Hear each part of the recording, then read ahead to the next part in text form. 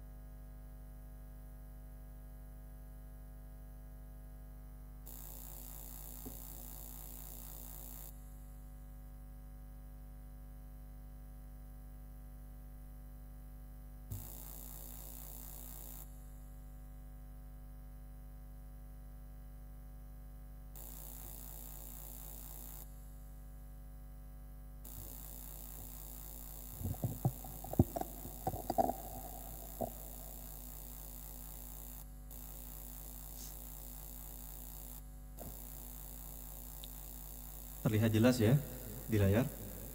Baik. Izin kita mulai jamaah yang dimuliakan Allah. Bismillahirrahmanirrahim. Assalamualaikum warahmatullahi wabarakatuh.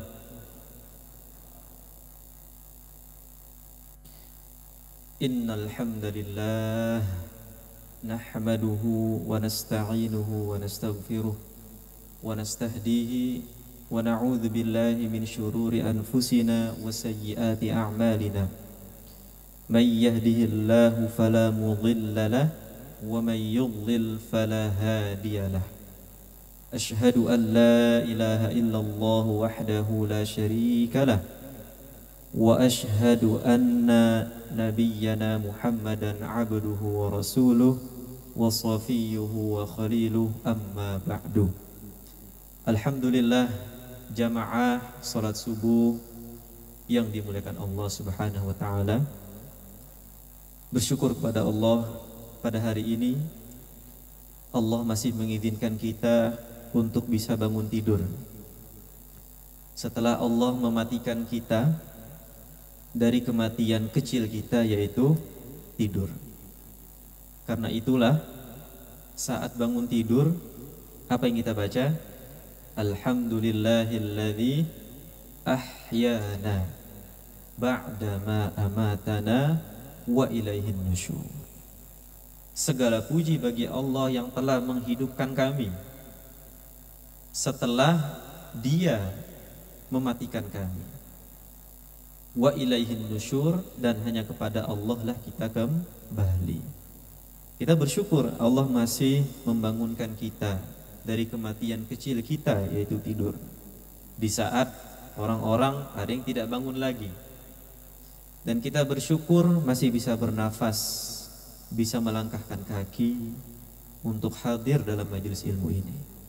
Mudah-mudahan niat baik kita di hari ini dicatat sebagai amal kebaikan kita di akhirat nanti. Amin ya rabbal alamin. Salawat beriringkan salam semoga selalu tercurah limpahkan kepada baginda Rasulullah sallallahu alaihi wasallam, yang setiap hari kita bersalawat kepadanya, yang setiap hari kita berharap akan syafaatnya, yang setiap hari kita berusaha untuk selalu mengamalkan sunnah-sunnahnya. Mudah-mudahan dengan itu semua menjadi sarana kita mendapatkan syafaat beliau di akhirat nanti. Amin ya rabbal alamin.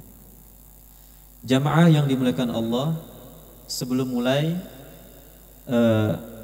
insyaallah tema kita di hari ini adalah tentang Al-Quran. Dan karena kajian kita di rumah Allah, di masjid, marilah sama-sama bagi jamaah yang belum niat iktikaf, yuk sama-sama kita niat untuk iktikaf. Dalam hatinya nawaitul i'tikafa lillahi ta'ala.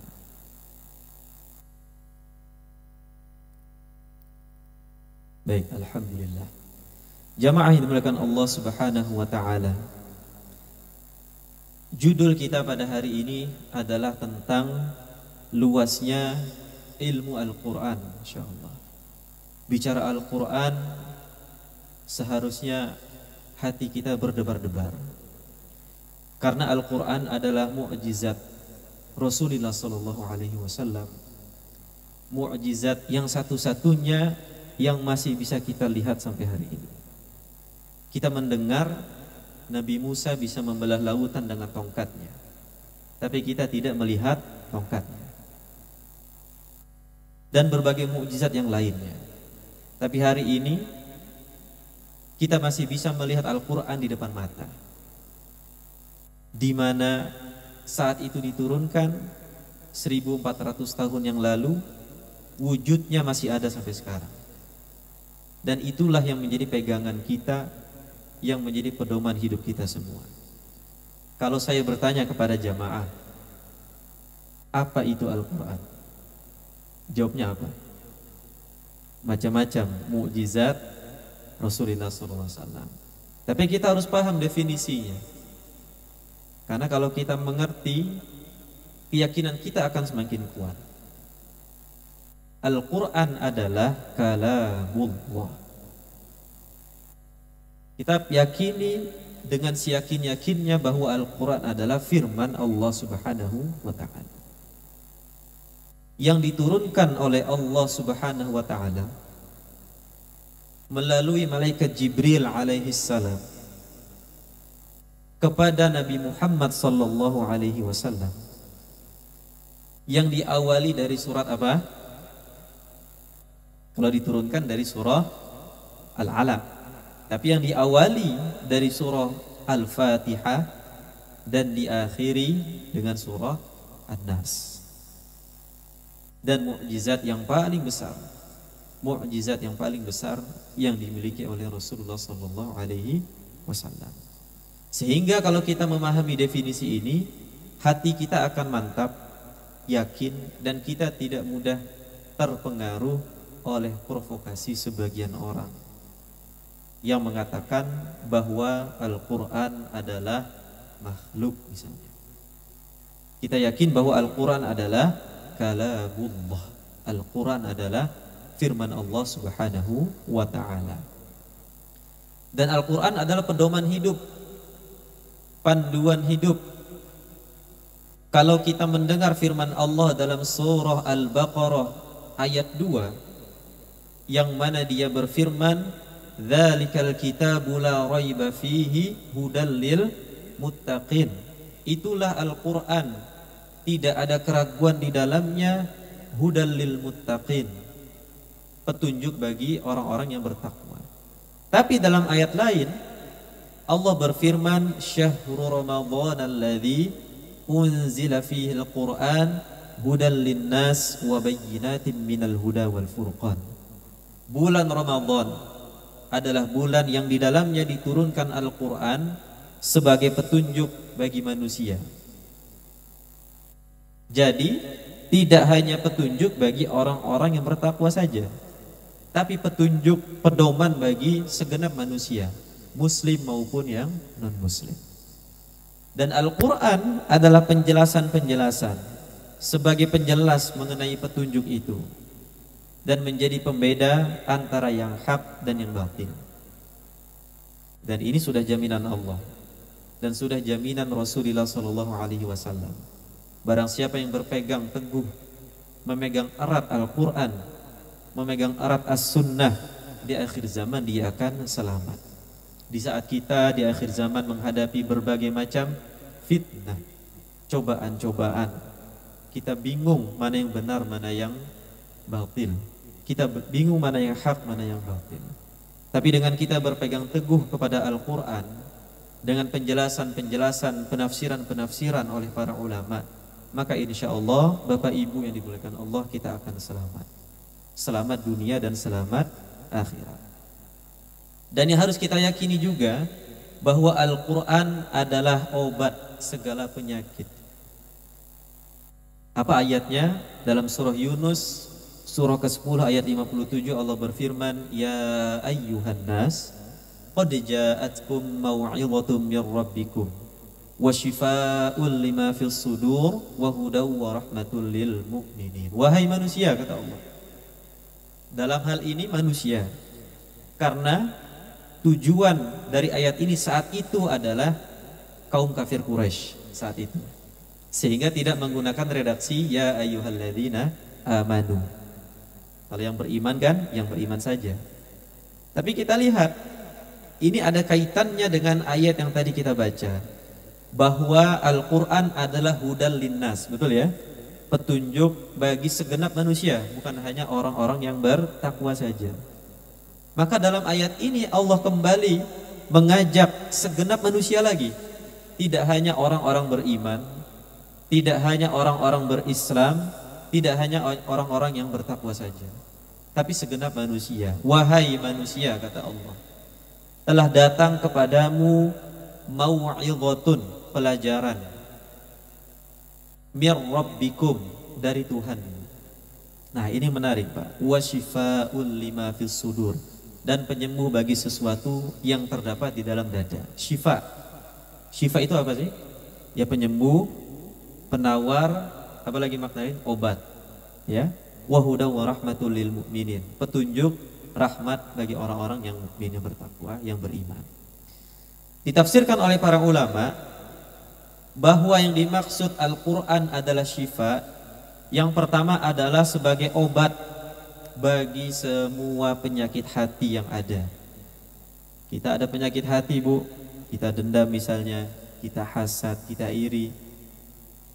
Kita ada penyakit dalam hati kita, ada riya, ada sum'ah dan lain sebagainya. Maka obatnya adalah Al-Quran. Orang yang rajin baca Al-Quran, membaca artinya, membaca tafsirnya, memahami kandungannya, dan berusaha mengamalkannya, hatinya akan lembut.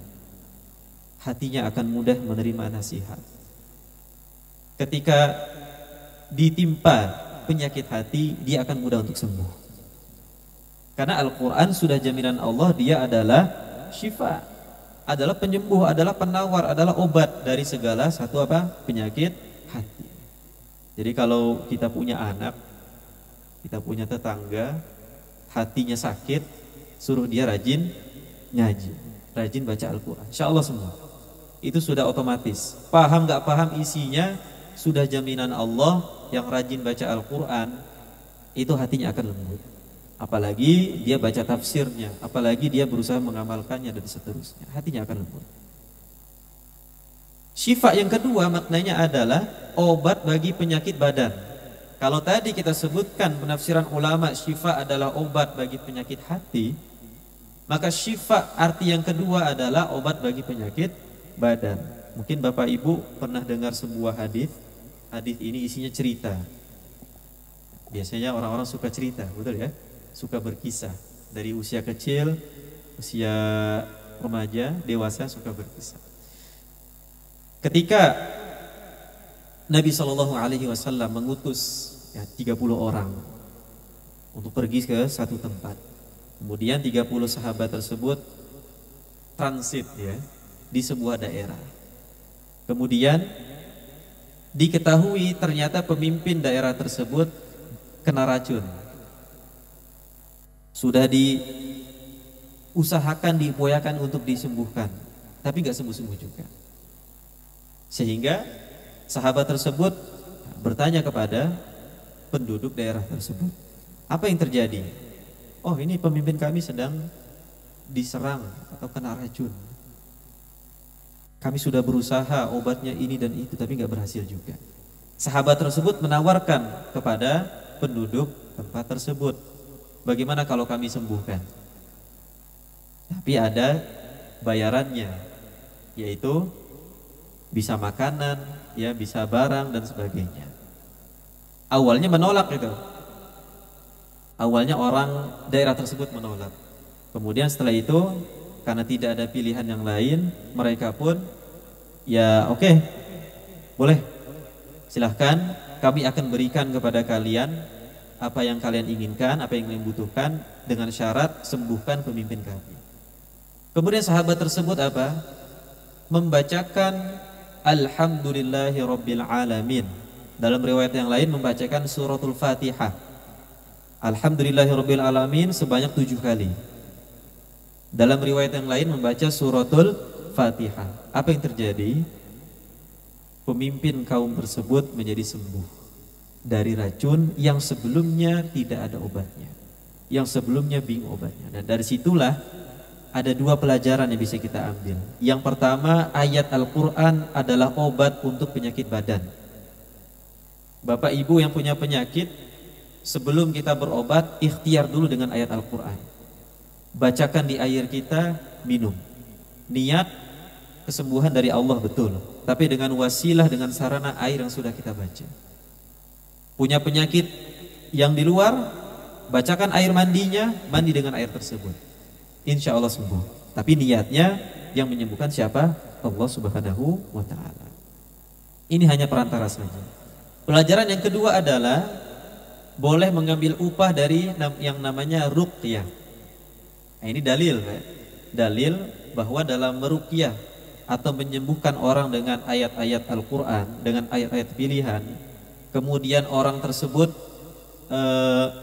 meminta upah dari kita, mungkin berupa uang, mungkin berupa barang dan seterusnya, maka hukumnya boleh.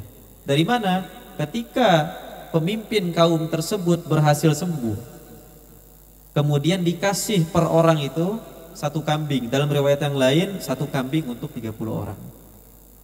Sebagian sahabat makan kambing yang sudah jadi ini, Pak, yang sudah jadi, yang sudah siap makan. Ada sahabat yang makan, ada sahabat yang masih ragu, ini boleh nggak kira-kira nih? Datang kepada Nabi, cerita, wahai Nabi, tadi kami begini dan begitu. Kata Nabi, silahkan makan. Nah, karena Nabi sudah mengizinkan untuk upah tersebut berupa kambing untuk boleh dimakan, maka hukum yang kita dapatkan dari hadis tersebut boleh mengambil upah dari ruqyah. Ruqyah tentunya ruqyah syar'iyyahnya. Ruqyah itu ada 2, Ibu ya, hati-hati. Ruqyah syar'iyyah, ruqyah syirkiyah. Jadi kita kalau mau ruqyah, lihat dulu ini. Jangan-jangan ruqyahnya ruqyah syirkiyah. Ruqyah yang tidak sesuai dengan syariat, minta bantuan jin dan seterusnya. Na'udzubillah, tsumma na'udzubillah. Dan di ayat yang lain juga Allah berfirman, wa nunazzilu minal qur'ani ma huwa shifaa'un wa rahmatul lil mu'minin wa la yazidul zalimina illa khasara. Kami turunkan dari Al-Qur'an sesuatu yang menjadi obat, yang menjadi penawar, yang menjadi syifa dan rahmat bagi orang-orang yang mukmin. Sedangkan bagi orang-orang zalim yang zalim terhadap Al-Quran, tidak mau ikut aturan Al-Quran, tidak peduli dengan Al-Quran, tidak mengakui kebenaran Al-Quran, hanya akan menambah kerugian.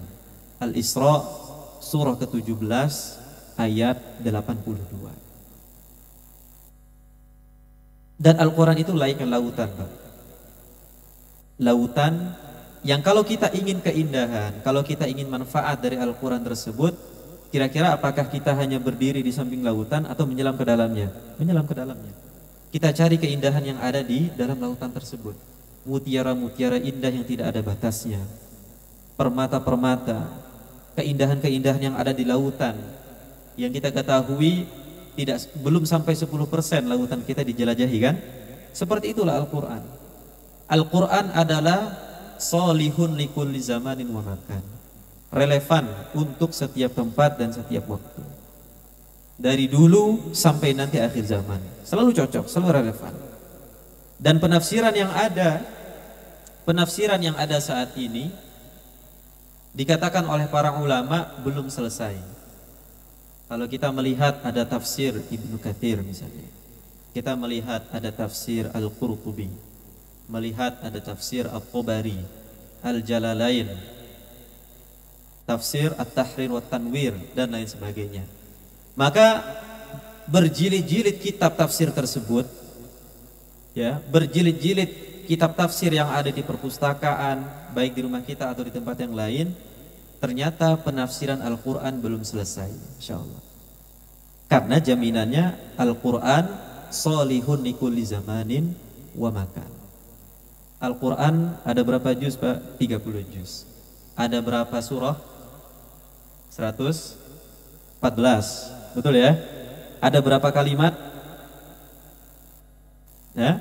Atau ada berapa ayat? 6.236. Ada berapa kalimat? Ini saya catat ini sampai saya catat ya. 77.934 kalimat. Ada berapa huruf? 347.740 huruf yang ada di dalam Al-Quran.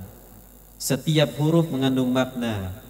Huruf membentuk kata, kata membentuk kalimat, kalimat membentuk paragraf, dan seterusnya. Setiap huruf, kata, kalimat yang ada di dalam Al-Quran semuanya mengandung isyarah, mengandung isyarat-isyarat yang selalu relevan dari zaman dulu sampai zaman sekarang. Nah, sekarang pertanyaan berikutnya. Kita tahu bahwa Al-Quran adalah petunjuk. Kita tahu bahwa Al-Quran adalah pedoman. Kita tahu bahwa dengan Al-Quran kita akan selamat di akhir zaman. Caranya bagaimana kira-kira? Supaya kita mendapatkan petunjuk tersebut. Caranya bagaimana supaya kita mendapatkan jaminan Allah? Apakah dengan kita hanya melihatnya, atau hanya membacanya saja, atau membaca tafsirnya saja? Nah, para ulama menyebutkan untuk memahami Al-Quran dibutuhkan suatu cabang ilmu khusus yang disebut dengan ilmu Al-Quran. Kita lihat slide berikutnya. Ilmu Al-Quran, atau dalam bahasa Arabnya adalah ulumul Quran. Saya hadirkan di sini ulumul Quran karena ini adalah basic pengetahuan untuk kita semua. Apa itu ulumul Quran atau ilmu Al-Quran? Adalah pembahasan-pembahasan yang berkaitan dengan Al-Quran, dari segi turunnya ayat atau asbabun nuzul, urutan-urutan ayatnya, pengumpulan ayat. Saat itu Al-Quran belum dikumpulkan, Pak, betul ya? Masih ditulis dalam pelepah kurma, batu-batu, dan media-media yang lainnya. Kemudian datang zaman Rasulullah, saat itu Zaid bin Thabit setelah menulis kemudian dikumpulkan. Kemudian setelah itu dilanjutkan oleh Khalifah Umar ibn Al-Khattab. Kemudian dilanjutkan dan disempurnakan oleh Khalifah siapa, Pak? Uthman ibn Affan. Kemudian Al-Quran dibuat menjadi 7 salinan, dikirim ke berbagai penjuru. Ada Kufah, Basrah, Makkah, Madinah, dan lain sebagainya. Itulah yang disebut dengan Quran Utsmani. Nah, itu pembahasan khusus, Pak. Kemudian penulisan ayatnya, pembacaan ayatnya atau yang disebut dengan ilmu qiraat. Nanti boleh kalau ada yang nggak paham, kita bisa diskusi ya. Kemudian tafsirnya, ijaznya, nasikh mansukhnya. Atau apa itu nasikh, Pak? Nasikh itu ayat yang menghapus hukum ayat sebelumnya. Perlu kita tahu bahwa Al-Quran itu ada yang dikenal dengan konsep nasikh dan mansukh. Mansukh itu ayat yang hukumnya sudah dihapus oleh ayat yang datang setelahnya. Dalam Al-Quran kita mengenal orang yang berzina itu hukumannya apa? Dibagi dua dulu Ibu. Yang sudah menikah, yang belum menikah. Yang belum menikah maka dicambuk sebanyak 100 kali.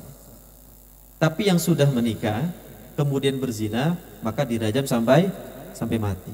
Mana ayatnya itu? Itu enggak ada ayat rajam itu. Ayat rajam itu bacaannya dalam Al-Quran sudah tidak ada lagi, tapi hukumnya masih berlaku. Enggak ada ayatnya.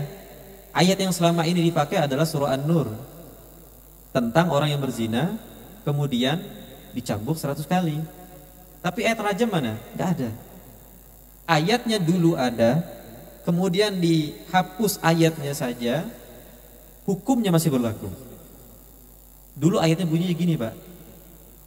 Asy-syaikhu wasy-syaikhatu idza zanaya farjumuhum batta. Orang yang sudah menikah, laki-laki dan perempuan, kalau berzina kemudian dihukum dengan rajam. Rajamlah mereka. Itu ayatnya. Dulu ada, tapi sekarang sudah tidak ada bacaan. Itu menjadi pembahasan khusus dalam sebuah disiplin ilmu yang disebut dengan ulumul Quran. Al-Imam Az-Zarkashi, seorang ulama, imam besar, wafat tahun 794 Hijriyah. Ya, beliau mengatakan bahwa cabang daripada ilmu Al-Quran itu ada 47. Saat itu beliau bilangnya. Beliau wafat tahun 794 Hijriyah. Berapa tahun yang lalu kan? Berapa ratus tahun yang lalu. Dan di awal buku yang beliau tulis, beliau mengatakan dalam bahasa Arab, "I'lam annahu ma min naw'in min hadhil anwa' illa walau arada al-insanu istiqsa'ahu lastafragha umrahu thumma lam yuhkim amrahu." 47 cabang ilmu Al-Quran ini, kata Al-Imam Az-Zarkashi, kalau seseorang ingin mempelajari satu saja dari 47, satu saja, menuntaskan satu saja, niscaya umurnya tidak akan cukup. Kemudian tujuan yang dia capai belum selesai. Satu cabang saja dari 47 cabang yang ada dalam ulumu Al-Quran. Setelah Al-Imam Az-Zarkashi, datang ulama setelahnya, Pak. Namanya Al-Imam As-Suyuti. Sering dengar nama ini? Tafsir, ya kan? Ada tafsir Jalalain. Karya siapa itu? Jalaluddin As-Suyuti. Dan satu lagi siapa? Jalaluddin Al-Mahalli. Oke. Kata Al-Imam As-Suyuti, beliau wafat tahun 911 Hijriyah. Kurang lebih 100 tahun lebih ya setelah masa atau periode Imam Az-Zarkashi. Kata Al-Imam As-Suyuti, oh tidak, cabang ilmu Al-Quran bukan 47 lagi, tapi sudah bertambah menjadi 80 cabang ilmu Al-Quran.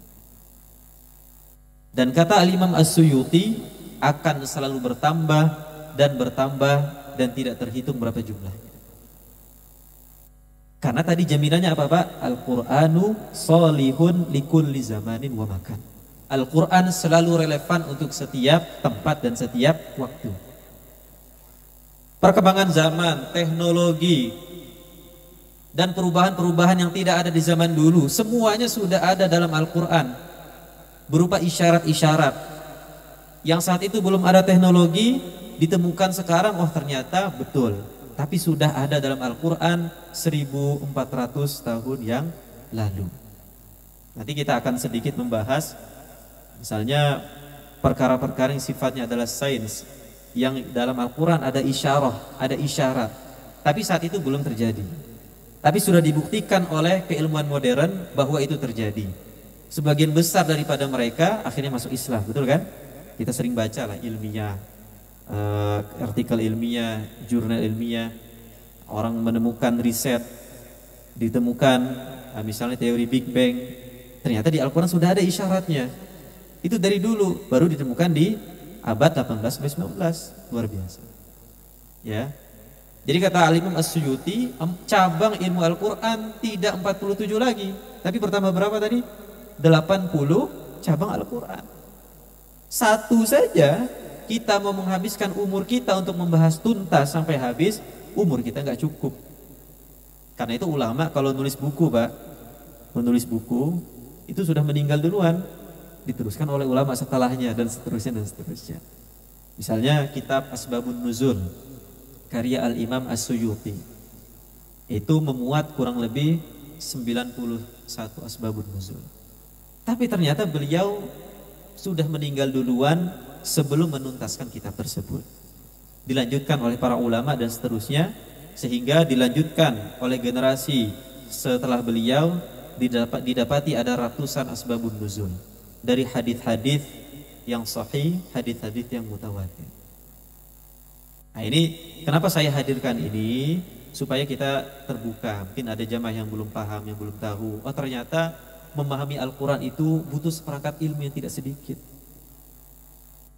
Ulama yang belum tuntas membahasnya dibahas lagi oleh ulama setelahnya, bahkan sampai sekarang berkembang.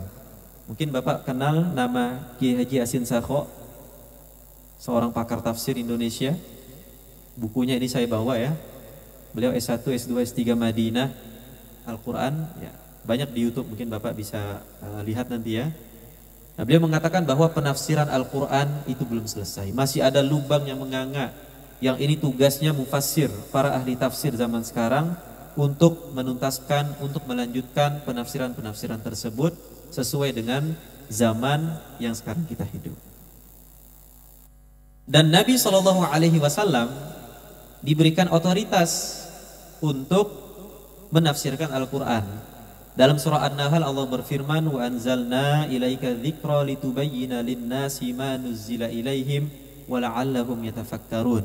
Kami turunkan kepadamu wahai Nabi adz-dzikr, yaitu Al-Quran, agar engkau menjelaskan kepada mereka apa yang mereka selama ini perselisihkan. Itu orang-orang saat itu berselisih tuh, ini benar, ini enggak benar. Nah, Nabi pun menjelaskan bahwa yang benar seperti ini, yang tidak benar seperti ini. Nah, kalau bicara tentang penafsiran Al-Quran, artinya kita bicara hadis, betul kan? Nah, hadis itu lebih banyak lagi cabangnya, Pak, daripada ilmu Al-Quran. Ini luar biasa. Islam itu Masya Allah, disiplin ilmunya, ya, literasinya itu betul-betul rapih, ya, sulit bagi musuh-musuh Islam untuk menghancurkan, merusak itu semua. Lebih banyak lagi. Dan kalau kita ingin paham Al-Quran dengan mudah, maka para ulama memberikan solusi, jangan langsung pada ayatnya, tapi lihat apa yang sudah ditafsirkan oleh Nabi Muhammad SAW. Yang saya catat di sini ada kurang lebih 65 cabang ilmu hadis, bahkan sampai ratusan cabang ilmu hadis. Ya, yang itu tentu lebih banyak daripada cabang ilmu Al-Quran. Ini sebagai gambaran. Allah Subhanahu wa taala sudah mengisyaratkan dalam surah Al-Kahfi, yang saya yakin ayat ini familiar ya, karena kita sudah membacanya di setiap hari Jumat, betul kan? Adalah qul law kana al-bahru midadan li kalimati rabbi lanafidal bahru qabla an tanfada kalimatu rabbi walau ji'na bimithlihi madada. Katakanlah wahai Nabi Muhammad, seandainya lautan menjadi tinta untuk menulis kalimat-kalimat Tuhanku, kalimat-kalimat Allah, kandungan-kandungan Al-Quran, niscaya habislah lautan itu sebelum kalimat-kalimat Tuhanku, yaitu Allah, selesai ditulis. Meskipun kami datangkan tambahan yang sebanyak itu juga. Ini gambaran bagaimana luasnya Al-Quran, luasnya kandungan Al-Quran. Jadi gak akan pernah habis, gak akan pernah habis. Karena Allah Subhanahu Wa Taala ingin menyampaikan kepada kita bagaimana sih gambarannya itu, bagaimana kira-kira. Nah, lautan menjadi tinta. Kemudian untuk menulis kandungan-kandungan Al-Quran tersebut, habis itu lautan. Untuk detailnya ada di surah Luqman. Seandainya pohon-pohon yang ada di bumi, kata Allah, menjadi pena dan lautan, menjadi pena dan lautan menjadi tinta. Ditambah 7 lautan lagi setelah lautan tersebut kering. Tambah lagi 7, niscaya tidak akan pernah habis. Itu gambaran. Ya, lautan, masya Allah, bagaimana luasnya, ya, bagaimana banyaknya. Kira-kira berapa juta liter itu? Kira-kira saja. Jadi lautan itu berapa juta liter? Mungkin bisa bermiliar-miliar liter kan? Tapi ketika itu sudah habis, kemudian ditambah dengan 7 lautan yang lagi untuk menulis kandungan-kandungan Al-Quran, firman-firman Allah Subhanahu Wa Taala, tidak akan pernah habis. Dan seterusnya dan seterusnya. Innallaha azizul hakim. Sungguh Allah Maha Perkasa lagi Maha Bijaksana. Ini sebagai gambaran, ya. Dan terus berkembang dan terus berkembang. Penafsiran modern saat ini yang dulu belum ada, sekarang ada. Yang dulu belum bisa dicapai oleh teknologi, fasilitas yang ada saat itu. Nah, kemudian sekarang terbukti ternyata sudah diisyaratkan dalam Al-Quran 1400 tahun yang lalu. Sahabat hanya menafsirkan menurut pemahaman mereka saja. Tapi ternyata sekarang terbukti dan banyak sekali yang belum lagi terbukti. Bapak tahu satu surah yang artinya lebah? Apa itu surah apa, Ibu? An-Naml apa An-Nahl, Ibu? An-Nahl. Kalau An-Naml semut, itu kisah Nabi Sulaiman, ya. Kalau An-Nahl itu lebah. Nah, dalam surah An-Nahl Allah berfirman begini. Fasluki subula rabbiki dzulula yakhruju min butuniha syarabun mukhtalifun alwanuhu fihi shifaa'un linnas. Kata Allah apa? Fasluki, tempuhlah jalan Tuhan. Maksudnya Allah berfirman kepada lebah, wahai lebah, kamu cari tempat-tempat yang enak, dari mulai pegunungan, dalam An-Nahl juga disebutkan gua-gua, ya, gua, kemudian tempat yang didiami oleh manusia, bikin sarang di situ, kata Allah. Nanti akan keluar dari perutmu, dari perut lebah tersebut, apa? Bukan madu saja, Bu. Dalam Al-Quran itu bahasanya bukan madu, syarabun, cairan. Oke, cairan yang bermacam-macam warnanya, bermacam-macam bentuknya. Ada berapa cairan yang keluar dari perut lebah? Kita tahunya hanya madu kan? Tapi Al-Quran menyebutkan syarabun, bukan asalun. Madu itu asal. Asal, ya, kalau Bapak mungkin belanja madu, asal kan? Ya, tulisannya asal. Tapi bukan asal itu, tapi syarabun, cairan. Diteliti sekarang, cairan apa saja yang keluar dari perut lebah itu? Ternyata ada 4. 1, madu. 2, propolis. 3, apa? Royal jelly. 4, apa? 4 bipolen. Ternyata ada 4 cairan yang keluar dari perut lebah. Karena itu Al-Quran menggunakan redaksi syarabun, cairan. Itu satu. Nah, itu kan dulu belum ketemu tuh. Dulu taunya ya memang di sarang lebah itu ada apa? Ada madu, ada cairan madu, kita ambil ya untuk obat, untuk sebagai penawar, suplemen kesehatan dan seterusnya. Ternyata diteliti, oh tidak hanya madu, ternyata ada cairan-cairan yang lain lagi. Itu satu. Nah, yang kedua, Allah Subhanahu wa taala dalam surah An-Nahl menggunakan redaksi fasluki, tempuhlah atau pergilah wahai lebah. Fasluki kalau dalam bahasa Arab itu untuk anti. Anti itu apa, Ibu? Anti itu kamu tapi yang perempuan. Kalau kamu laki-laki apa? Anta. Kalau kamu laki-laki tapi banyak, antum, ya kan? Kan gitu kan? Tapi Allah pakai fasluki, pergilah wahai lebah. Kita dulu ya, penafsiran yang dulu, kenapa Allah memakai anti untuk lebah? Karena memang kata an-nahl itu adalah kata mu'annath. Bapak ibu yang pernah belajar bahasa Arab, ada mudzakkar, ada mu'annath. Mudzakkar itu yang laki-laki, ya kan? Mu'annath itu yang perempuan. Tapi ada beberapa kalimat, beberapa kata, beberapa benda yang itu memang mu'annath. Contoh tangan, tangan itu yadun Pak, tapi dia mu'annath. Rijlun itu juga mu'annath. Sedikit ya bahasa Arab ya. An-nahl itu dia mu'annath, tapi hanya sebatas itu saja. Oh, an-nahl ini mu'annath. Karena dia mu'annath, dia pakai redaksi fasluki. Ternyata belakangan ditemukan kenapa Allah Subhanahu wa taala memakai redaksi fasluki, karena tugas yang mengeluarkan madu itu lebah jantan atau lebah betina, Ibu? Betina. Itu dulu belum ketahuan. Belum, karena dulu hanya sebatas penafsiran dari perspektif bahasa Arab saja. Dari kaidah bahasa Arab saja, nahwu sorofnya saja. Oh, secara nahwu, secara sorof ini adalah mu'annath. Kenapa dia mu'annath? Ya memang an-nahlu, an-nahl itu mu'annath. An-namal juga mu'annath kan? An-namal itu mu'annath. Di belakangan ya, penafsiran yang modern, yang kontemporer, ditemukan bahwa tugas yang membuat sarang, kemudian mengeluarkan cairan daripada perutnya, itu adalah tugas lebah betina. Baru sekarang. Itu sebagai contoh. Dan akan terus berkembang. Di saat ada penemuan-penemuan beberapa tahun yang akan datang, beberapa puluh tahun yang akan datang, ternyata sudah diisyaratkan oleh Al-Quran. Al-Hafidh Ibn Katsir rahimahullah berkata, keajaiban Al-Quran adalah bahwa, nah ini insya Allah Pak ya, manusia tidak mampu membuat yang semisalnya.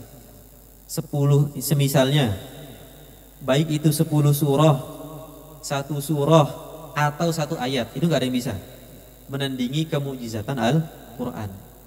Karena keindahan bahasanya, kefasihan, keringkasan dan kelembutannya, kandungan makna-makna yang luas dan bermanfaat, baik untuk kehidupan dunia maupun akhir. Bapak kalau baca Al-Quran, ada wa, ada fa, betul ya? Sering ketukar gak tuh? Mungkin yang sudah pernah hafal Al-Quran, mana wa, mana fa kan? Sama saya juga Pak, lagi murojaah, ini fa apa wa ya? Waw itu kan dan, fa itu maka. Kita kira kan cuma sebatas wa, ya kalau fa itu maka, waw itu dan. Ternyata kalau hurufnya sudah diganti, penafsiran satu ayat itu berubah semuanya. Itu Al-Quran seperti itu. Jadi setiap hurufnya itu mengandung makna. Kalau kita ganti dengan huruf yang lain, maknanya berbeda lagi. Itu luar biasa itu. Thumma itu kan kemudian. Thumma kita ganti dengan fa, berubah lagi artinya. Apalagi dengan waw, ya. Karena itulah bangsa Arab saat itu dengan kefasihan bahasa yang mereka miliki, banyaknya asy'ara. Apa itu asy'ara? Para penyair. Penyair saat itu bukan main-main, Pak. Penyair saat itu dia lihat barang ini jadi syair, Pak. Saat itu begitu. Dia lihat barang apa di depannya itu jadi syair. Dan itu gak main-main, syairnya bisa berjilid-jilid itu. Karena itu dalam surah Asy-Syu'ara disebutkan bahwa para penyair itu mereka suka jalan ke lembah-lembah, buang-buang waktu, ya kan? Lupa sholat, kan begitu. Ya. Akhirnya nemu ini jadi syair, nemu ini jadi syair. Nabi pun akhirnya mengarahkan para penyair tersebut untuk membuat syair-syair yang bernuansa Islam. Di antara penyair tersebut ada Hasan bin Thabit, yang mana beliau membuat syair yang isinya pujian kepada Nabi Muhammad SAW. Al-Quran hanya bisa datang dari Allah. Tidak ada sesuatu yang menyerupainya, baik dalam zat, menyerupai Allah ya. Allah tidak sama dengan makhluknya. Laisa kamitslihi syai'un mukhalafatuhu lil hawadithi. Allah tidak sama. Walam yakul lahu kufuwan ahad. Allah tidak ada yang menyerupainya. baik sifatnya, perbuatannya, ucapannya, maka sebagaimana zatnya, sebagaimana sifat, perbuatan, ucapan tidak ada yang bisa menyamainya, maka firman Allah yang itu adalah kalamullah tidak bisa diserupai oleh makhluk. Tapi ternyata ada sebagian orang saat itu membuat surah palsu. Pernah baca Pak ya? Siapa itu? Salam al-kadzab. Surah apa yang dia bikin? Tentang katak, ya kan? Tentang katak. Karena dia melihat di Al-Quran ada surah Al-Fil, ya kan? Apa itu maknanya Al-Fil? Receh itu. Cuma gajah aja. Sebelum dia bikin surah katak, dia bikin surah yang serupa juga, Al-Fil. Al-Fil, wa ma adraka mal fil, lahu khurtumun tawil. Gajah. Apa itu gajah? Dia punya belalai yang panjang, dan seterusnya dan seterusnya. Itu ayat yang dia bikin, Pak. Kira-kira bermakna nggak itu? Bermakna. Kira-kira bisa menandingi kefasihan Al-Quran nggak? Nggak bisa. Karena buat apa dijelaskan bahwa gajah itu bentuknya seperti ini? Karena kita sudah melihat gajah di depan mata kan. Itu bahkan penyair selevel apapun saat itu, level mau penyair yang handal, penyair yang hebat, itu nggak bisa menandingi kefasihan bacaan Al-Quran. Nggak bisa. Sudah terbukti. Dan Allah sudah menantang dalam banyak ayat. Kalau kamu memang ragu, tidak beriman kepada Al-Quran, datangkan satu ayat saja. Ada yang mencoba tuh kan, nabi-nabi palsu itu coba, gagal. Orang ketawa, buat apa engkau bikin surah gajah? Buat apa engkau bikin surah katak? Kita melihat katak setiap hari ya, kita melihat gajah setiap hari, apa manfaatnya?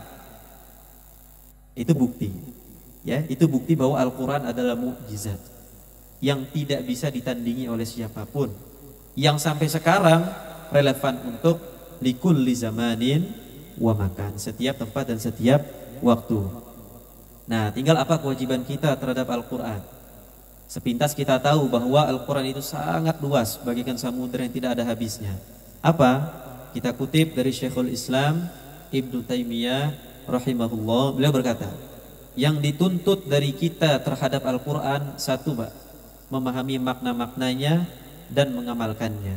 Kalau boleh saya tambahkan, kewajiban kita terhadap Al-Quran membacanya dengan baik dan benar, sesuai dengan hukum-hukum tajwid yang ada. Kalau belum bisa gimana, Pak? Gak ngaji gitu? Oh enggak, tetap ngaji. Karena kewajiban kita adalah membaca Al-Quran. Yang lancar, dalam hadis disebutkan apa? Ma'as safaratil kiramil bararah, akan dikumpulkan bersama malaikat yang mulia.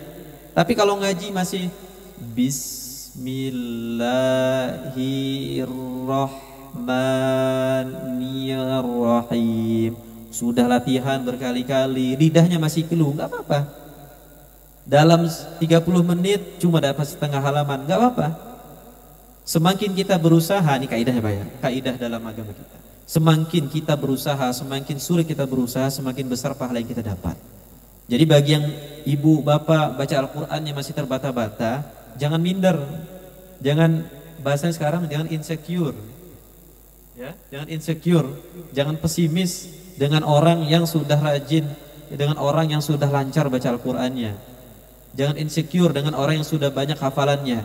Bisa jadi pahala bapak, pahala ibu lebih banyak, kebaikan yang dihitung lebih banyak, lebih berat daripada orang yang tadi sudah lancar karena niatnya salah. Bisa jadi. Bisa jadi dengan setengah halaman yang bapak baca, pahalanya lebih banyak daripada yang sudah hafal sekian juz misalnya.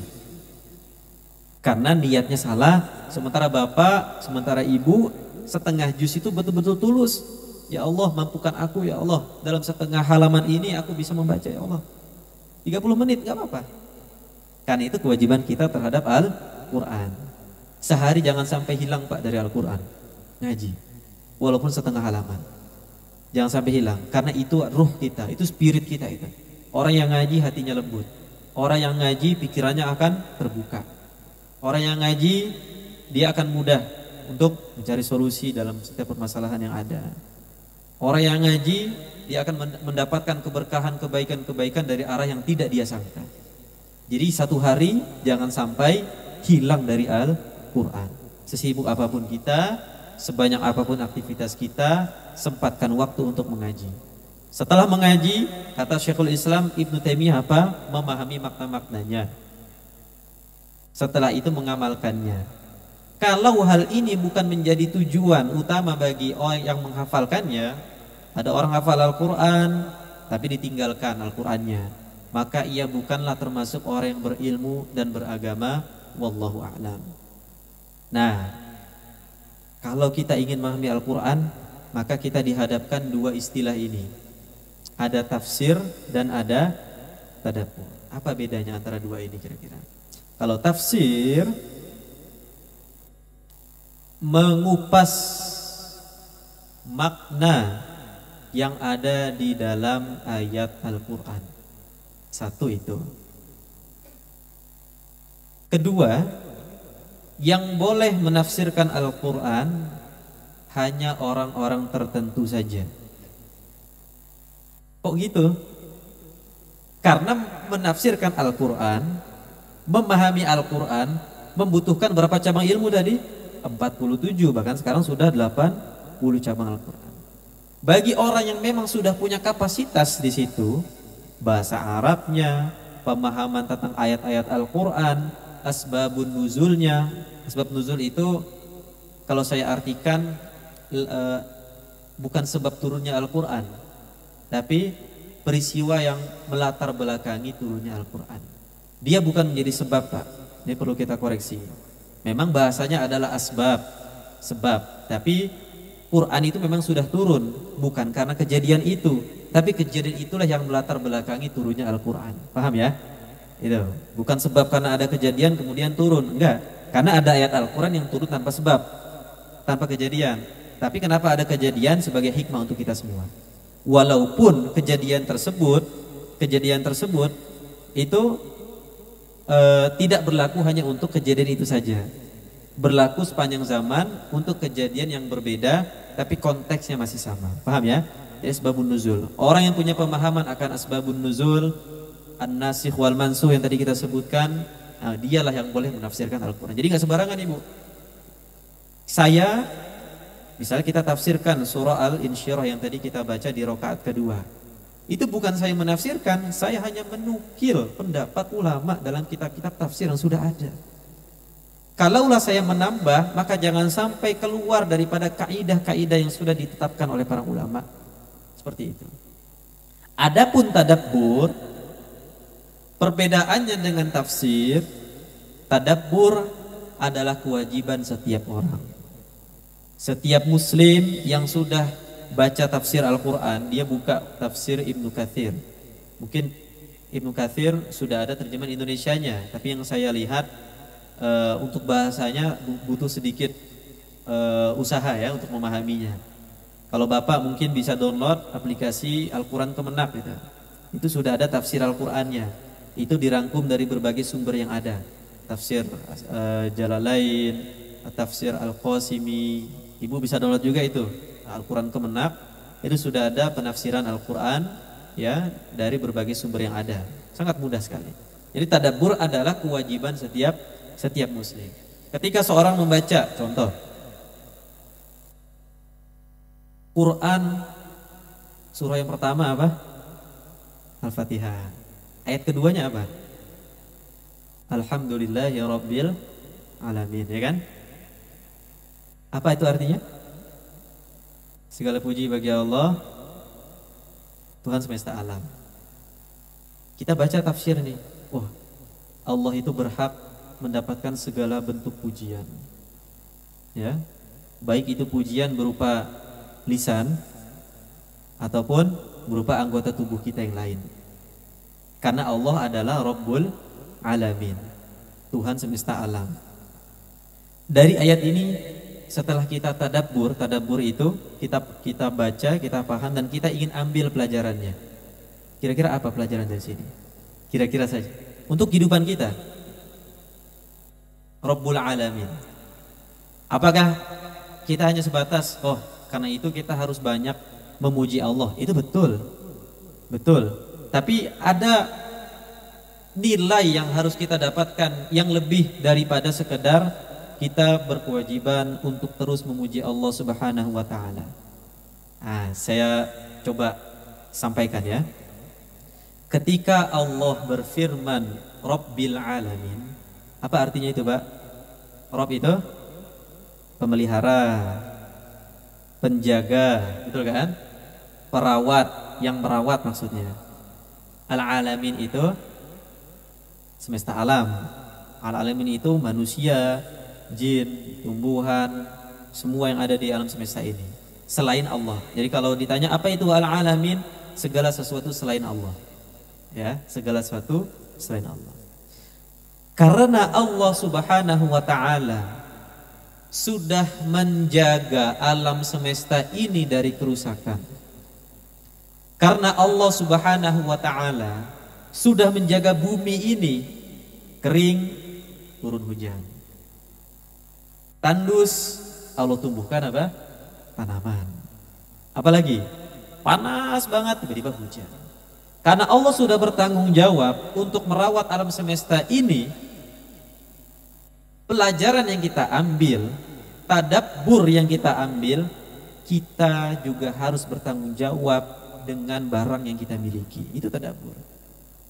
Jadi kalau setelah baca, pelajarannya apa ini? Oh, pelajarannya adalah kita sebagai seorang muslim, sebagaimana Allah sudah menjaga alam semesta ini dengan baik, Allah bertanggung jawab dengan kelangsungan hidup yang ada di dalamnya, maka kita juga sebagai seorang muslim yang baik, sebagai seorang muslim yang punya komitmen yang kuat dalam keislamannya, harus menjaga barang yang kita miliki dengan baik. Itu tadabburnya. Itu akan kita dapatkan kalau memang kita sudah baca tafsirnya, kita berusaha apa pelajaran yang bisa kita ambil. Enggak hanya sebatas Allah berhak mendapat segala puji-pujian karena Allah adalah Tuhan semesta alam. Ternyata ada nilai yang terkandung yang kalau kita amalkan itu, kita menjaga barang kita, Pak. Kita punya motor, kita rawat, ganti olinya ya sebulan sekali, 2 bulan sekali lah. Atau per berapa kilometer biasanya? 2.000 atau 4.000. Itu kan implementasinya. Kita punya mobil, kita jaga dengan baik. Kita punya rumah, alhamdulillah. Ada yang tidak punya rumah, ada yang masih ngontrak. Sekarang kita punya rumah sendiri. Kita jaga dengan baik kebersihannya, kita rawat dengan baik. Ada yang rusak-rusak, ada yang sudah mulai udzur ya kan, barang-barangnya antara kita rawat, kita perbaiki atau kita ganti dan seterusnya. Itu pelajaran dari satu ayat saja itu. Alhamdulillahirabbil alamin. Maka tadabbur adalah kewajiban setiap seorang muslim. Adapun tafsir hanya orang tertentu saja yang Allah berikan kemampuan, otoritas untuk bisa menafsirkan, memahami ayat-ayat Al-Quran. Terakhir untuk sesi kita, karena sebentar lagi waktunya untuk sholat syuruk ya. Karena ini masih waktu yang dilarang untuk sholat, Pak. Kita terbit jam berapa? 5.30? 5, terbitnya. Saya lihat dulu. Terbitnya itu, kita lihat ya, terbitnya 5.25 kan? 5.25 terbit matahari. Ini masih waktu yang dilarang sholat nih, nggak boleh sholat sampai 15 menit atau 16 menit, berarti 40 ya, dikit lagi ya insyaallah. Nah, ada satu ayat, Pak, dalam surah Al-Baqarah ayat 191. Allah berfirman, wal fitnatu asyaddu minal qatl. Padahal wa itu kan dan kan, tapi diartikan wa itu padahal, jadi luar biasa. Fitnah lebih kejam daripada pembunuhan. Apa fitnah yang dimaksud di sini? Kita fitnah orang, saya nuduh orang melakukan ini, ternyata bukan. Apakah itu yang dimaksud? Ternyata tidak. Yang dimaksud dalam fitnah ini, kita baca ayatnya lengkap, Pak. Kepanjangan saya tulis di sini, Bapak boleh buka Al-Quran nanti, ayat 191. Di mana saat itu kaum musyrikin, satu, menghalangi orang muslim untuk beribadah di Masjidil Haram. Dua, sebagian kaum muslimin dibunuh saat itu. Sebagian disiksa Ammar bin Yasir, ya kan disiksa itu. Sampai dia ngaku bahwa dia ridho dengan Tuhan-Tuhan orang Quraisy, Lata, Uzza dan seterusnya. Bilal bin Rabah disiksa, Khabbab bin Harits disiksa juga. Nah, ketika Allah Subhanahu wa taala sudah menjelaskan penyiksaan tersebut, Allah sudah menjelaskan kelakuan keji orang-orang musyrik saat itu, Allah pun melanjutkan wal fitnatu asyaddu minal qatl. Fitnah yang dimaksud itu yang tadi saya sebutkan. Menghalangi orang dari beribadah, kemudian apa? Ya, memaksa orang untuk ikut ajaran dia, itu semua dosanya lebih kejam daripada pembunuhan. Pembunuhan itu luar biasa dosanya. Ya. Satu jiwa muslim itu betul-betul dijaga kehormatannya. Darahnya betul-betul dijaga. Tapi yang tadi disebutkan menghalangi orang daripada ibadah di jalan Allah, dosanya lebih kejam daripada pembunuhan. Ya kan? Kita taunya mungkin sebagian kita ya, fitnah itu maksudnya nuduh orang. Ternyata fitnah itu maknanya bukan hanya itu saja. Itu satu. Yang kedua, sama dalam Al-Baqarah tapi di ayat yang lain. Al-Baqarah surah kedua ayat 217, wal fitnatu akbaru minal qatl. Fitnah itu lebih kejam daripada pembunuhan. Ini surah yang sama, ayatnya berbeda. Ternyata makna fitnah di sini bukan fitnah yang kita pahami. Tapi fitnah di sini adalah yang tadi saya sebutkan. Perilaku keji orang-orang musyrik terhadap orang-orang muslim saat itu dan sampai sekarang. Dosanya lebih besar daripada membunuh satu orang. Ya kan? Pokoknya saya ingin luruskan ketika kita mendengar istilah kamu jangan fitnah saya, fitnah itu lebih kejam. Nah, itu yang ingin kita luruskan.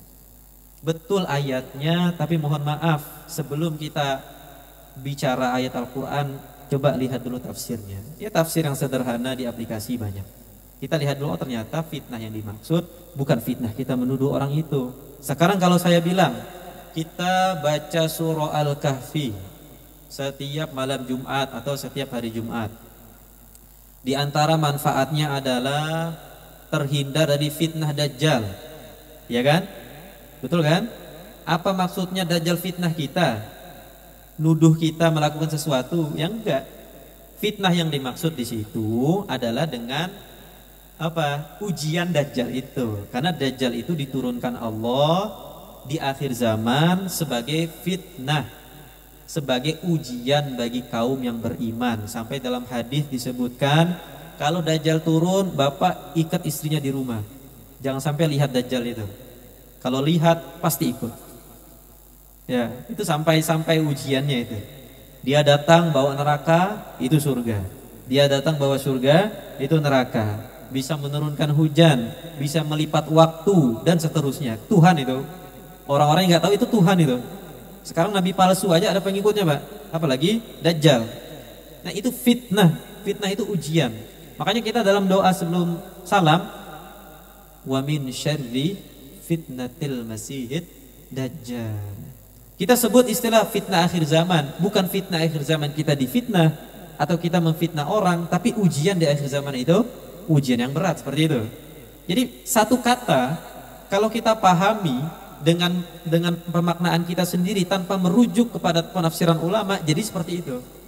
Maka pastikan ayat yang kita kutip, sependek apapun ayat tersebut, pastikan sudah kita baca sumbernya, sudah kita baca tafsirnya. Insya Allah tafsir banyak, insya Allah ada di rak-rak ya kan, dengan bahasa Indonesia. Bapak yang bisa bahasa Inggris, baca yang dengan bahasa Inggris, alhamdulillah. Yang bisa bahasa Arab lebih bagus lagi, lebih mantap bacanya. Itu. Yang terakhir ada satu ayat. Ini menjadi polemik mungkin ya. Adalah Quran surah Al-Baqarah ayat 256. Allah berfirman, la ikraha fid din. Tidak ada paksaan dalam menganut agama Islam. Pertanyaan saya, tidak ada paksaan. Apakah yang dimaksud ini paksaan bagi orang yang belum masuk Islam? Atau tidak ada paksaan beribadah bagi orang yang sudah masuk Islam? Yang mana yang benar? Yang pertama kan? Nah, tapi sebagian orang memahami ketika ada orang gak mau sholat, ada orang yang gak mau melakukan kewajibannya sebagai seorang muslim, dia menggunakan dalil la ikraha fid din. Kamu gak boleh maksa saya sholat. Ya kan? Ibu bapak, anak ya, saya anak misalnya. Nah, ya dibilang sama bapaknya, kamu sudah 7 tahun, 7 tahun Hijriah kan, bukan Masehi. Karena dalam hadis itu, dalam fikih semua tahun-tahun itu Hijriah, nggak ada yang Masehi. Kamu sudah 7 tahun, yuk sholat, gitu kan? Kan di hadisnya begitu kan? Sholat yuk, ikut ayah ke masjid, ikut dia kan? Ikut, tapi ya masih angin-anginan, kadang ikut, kadang enggak, sembunyi-sembunyi, kadang enggak sholat dan seterusnya. Oke, itu proses. 10 tahun, 10 tahun kalau enggak sholat ya apa Pak? Dipukul, tapi bukan pukul yang menyakiti, ya, bukan di bagian vital, bukan yang menyakiti sampai dia luka, sampai robek, sampai patah tulangnya. Kata ulama begitu. Jadi pukul yang mendidik, oke? Pukul yang mendidik. Nah, ternyata dia nggak mau sholat. Dengan dalil, bapak nggak boleh maksa saya, karena guru saya bilang, ya kan, la ikraha fiddin, nggak ada paksaan Pak. Itu gimana jawabnya kira-kira? Itu kan, jadi kita harus bisa, la ikraha fiddin, la ikraha, nggak ada paksaan. Yang dimaksud itu adalah bagi seorang yang belum masuk Islam. Kita nggak boleh maksa orang masuk Islam, tapi kewajiban kita untuk mendakwahinya, mengajak dia, memaksa dia itu bukan urusan kita, hidayah milik Allah. Tapi kalau dia sudah masuk Islam, sudah komitmen dengan syahadat dia, asyhadu an la ilaha illallah wa asyhadu anna muhammadar rasulullah, itu ucapan ada konsekuensi yang berlaku. Salatnya, zakatnya, puasa Ramadannya itu. Jadi la ikraha itu berlaku untuk yang di luar Islam. Adapun kalau sudah masuk Islam, maka la-nya buang itu, ikrah ya. Memang harus ada paksaan. Kan itu kewajiban dia sebagai seorang muslim yang sudah bersyahadat, yang sudah komitmen dengan keislaman dan keimanannya. Mungkin ini yang bisa kami sampaikan. Terakhir, ini ada masukan buat kita semua Pak.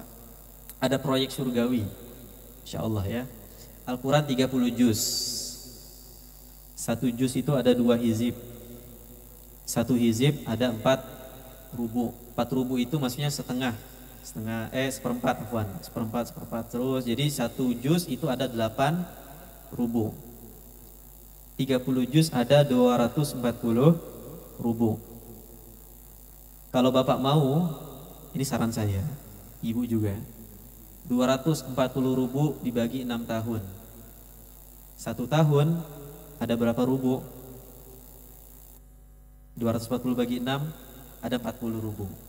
40 rubu kita bagi 12 bulan. Kira-kira 1 bulan ada berapa rubu? 3 ya. Kan 12 kali 3 itu 36. Ya 3 ada yang 4 ya kan. Jadi 1 bulan ada 3 rubu ya. 3 rubu dibagi menjadi 30 hari. Sehari berapa ayat kira-kira? Oke.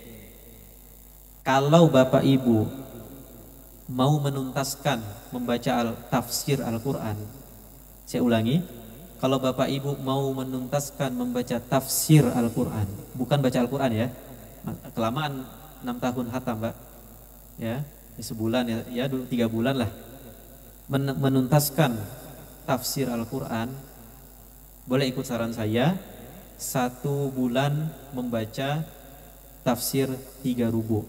1 rubu dalam Al-Quran itu yang biasa ada ainnya ya, itu dari ayat berapa sampai ayat berapa, ayat berapa sampai ayat berapa dan seterusnya. Kalau boleh nanti saya kirimkan ke Bapak ini ya, Bapak Firdaus ya, ya rubunya ayat berapa saja, ya itu baca aja, nggak usah dihafal Pak. Ya kalau Bapak syukur-syukur mau hafal ya itu pilihan Bapak, karena menghafal Quran bukan kewajiban, itu sunnah. Kalau punya kemampuan menghafal silahkan, kalau tidak kewajibannya adalah baca tafsir dan mengambil tadabbur. Saya akan kirimkan nanti. Jadi 1 bulan itu kira-kira rubu ini ayat, dari ayat ini sampai ayat ini. Itu yang harus kita baca. Saya kirimkan juga mungkin link aplikasinya ya. Yang saya istiqomahkan sekarang untuk yang dasar itu pakai tafsir Kemenak. Kalau Bapak mau lanjut kitab-kitab yang besar itu dipersilahkan, gak masalah. Insyaallah Pak, 6 tahun dari sekarang istiqomah 30 juz kita sudah baca penafsirannya. Ya, ini mudah-mudahan yang bisa kami sampaikan. Ya kurang lebihnya mohon maaf, semoga bermanfaat. Wal afu minkum. Assalamualaikum warahmatullahi wabarakatuh. Waalaikumsalam warahmatullahi wabarakatuh. Jazakumullah khairan Ustaz atas informasinya Ustaz. Mungkin dari para jamaah ada yang ingin bertanya, baik bapak-bapak atau ibu, dipersilahkan.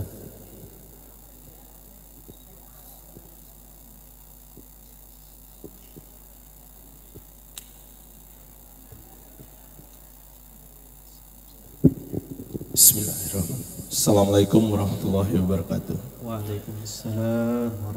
Ustadz, apa yang Ustadz sampaikan hari ini benar-benar menunjukkan bahwa betapa kecilnya saya ini. Banyak yang belum saya ketahui,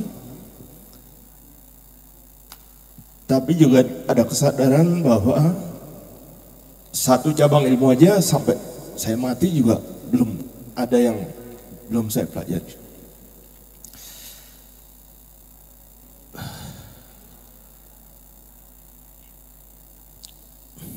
Maaf. Bagaimana sikap kita menghadapi apa yang tidak kita ketahui? Tadi pembacaan, tapi kalau tafsirnya aja saya nggak tahu, artinya saya nggak tahu, masih kurang rasanya. Setidaknya untuk saya bisa menjadi muslim yang baik misalnya. Tapi dengan ketidaktahuan saya banyak betul. Apa yang setidaknya minimal yang bisa saya lakukan dengan umur yang masih sedikit ini gitu. Sementara satu cabang ilmu aja kita tidak akan bisa menuntaskan. Pemahaman tentang itu dengan kajian hari ini, setidaknya apa saran Ustadz untuk upaya terbaik yang bisa saya lakukan untuk mengisi sisa umur saya ini? Assalamualaikum warahmatullahi wabarakatuh. Waalaikumsalam warahmatullahi wabarakatuh. Insyaallah. Baik, bismillahirrahmanirrahim. Usia manusia nggak ada yang tahu ya. Nabi bersabda, umur umatku antara 50 dan 60. Sementara al-wajibatu aktsaru minal awqat. Kewajiban lebih banyak daripada waktu yang tersedia. Apa yang kita lakukan? Yang pertama adalah jangan jauh-jauh dari orang soleh.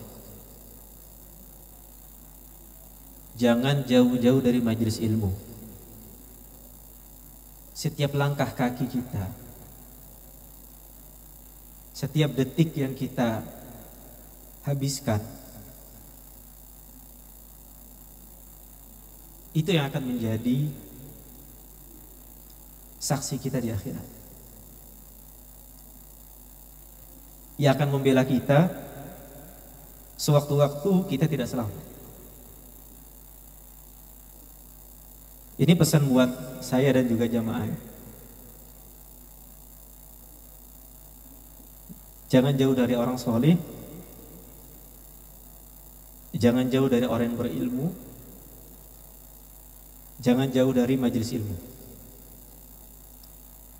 Yang kedua, ketika ada sesuatu yang kita tidak ketahui, maka kita amalkan firman Allah, fas'alu ahla dzikri in kuntum la ta'lamun. Bertanyalah kepada orang yang tahu, ya, apa yang tidak kamu ketahui.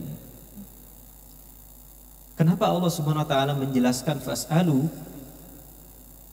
Karena orang yang bertanya menunjukkan keseriusan dia dalam beragama.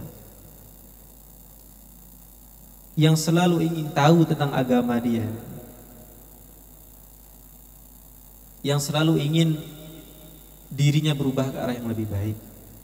Ya, maka bertanyalah kepada orang-orang yang tahu, orang-orang yang alim. Dan yang ketiga, mumpung masih ada waktu, kita mulai dari awal lagi. Selama ini alhamdulillah Allah istiqomahkan kita ngaji Al-Quran. tilawah Al-Quran. Allah istiqomahkan kita sehari bisa ngaji. Di saat orang lain mungkin lalai terhadapnya. Kita mulai dari awal lagi ya, Bapak Ibu semua yang dirahmati Allah. Kembali kita kaji Al-Quran, kembali kita baca tafsir Al-Quran. Insya Allah dengan target-target yang nanti akan saya sampaikan, akan saya kirimkan. Mudah-mudahan di sisa hidup yang kita miliki adalah hidup yang berkah. Di sisa usia yang kita miliki adalah usia yang berkah. Dan akhir nasib kita di akhirat nanti ditentukan oleh akhir hidup kita. Insya Allah kalau kita wafat ketika sedang membaca tafsir misalnya, sedang berusaha memahami isi Al-Quran, insya Allah kita akan wafat dalam keadaan husnul khotimah. Amin. Insya Allah mudah-mudahan ini untuk kita semua ya. Ya kita berusaha semampu kita. Karena Allah itu la yukallifullahu nafsan illa wus'aha. Jalani kewajiban kita, terus perbaiki kekurangan kita, kurangi kemaksiatan kita, baik kepada Allah ataupun kepada sama kita. Insyaallah usia kita akan berkah, insyaallah. Karena saya sekarang 25 tahun, tidak ada yang menjamin saya bisa hidup selama bapak-bapak yang mungkin jauh lebih tua di atas saya. Tapi ini pesan buat kita semua ya. Mudah-mudahan di usia yang Allah titipkan ini bisa kita manfaatkan dengan baik. Amin. Amin. Itu Pak ya. Assalamualaikum. Lagi Dan. Silakan. Assalamualaikum warahmatullahi wabarakatuh. Saya juga soal ilmu Al-Quran khususnya masih belajar sampai saat ini masih kurang. Nah, ada dua pertanyaan, Dad. Satu, tatkala saya menemukan satu komunitas yang rutin baca Yasin itu tiap malam Jumat. Masalahnya di sinilah yang mimpin ini selalu bacanya ya menurut pengetahuan saya itu harokatnya diabaikan, semua dua harokat ya.